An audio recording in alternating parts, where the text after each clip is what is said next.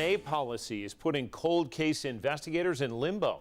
After solving hundreds of cases using genetic mapping, the company Ancestry tightened restrictions, forbidding law enforcement from using the site to generate new leads. 10 News reporter Lauren Lovett joins us now. You spoke to one legal and expert on this at the Regional Forensics Center about the impact of this sweeping change. Lauren.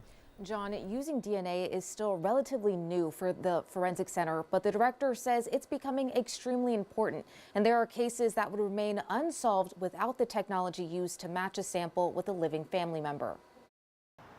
On the second floor of the Knox County Regional Forensic Center sits this machine. We can take blood, bone, or tissue, and then we can use a swab from the next of kin, and we can do a rapid DNA analysis here in-house, and we can identify that person usually within 24 hours or less. Giving a name to the unknown. The center's director, Chris Thomas, says since they got the Andy around 5 years ago, they've used it dozens of times. 4 or 5 years ago, the process was that if you had an unidentified body, we would have to work with NamUs to try to submit a DNA sample, and then you were just waiting for someone who would also submit a sample of their DNA. The typical turnaround time was 5, 6, 7 years. Shortening the timeline means finally getting to put a case to rest.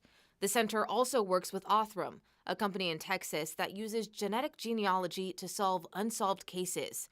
In the last 2 years, they've identified 8 of 12 unidentified remains. If we had not reached out through forensic genetic genealogy, I would say 6 of those 8 cases would still be here unidentified. That's why a change from Ancestry.com is cause for concern.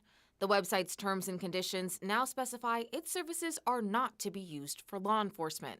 Thomas says while they don't use those services, he understands the issue it poses for other agencies. There's really 2 different sides of this. You do have law enforcement that use DNA in order to find someone that has maybe perpetrated a crime. But for the medical examiner world, it's extremely important in just giving back human dignity to these individuals, to identifying them, to giving them a name instead of just a box of bones with a case number on a shelf.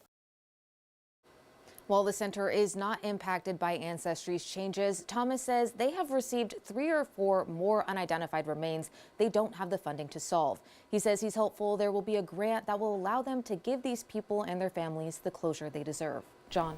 Lauren Lovett with that angle to this story. Lauren, thank you.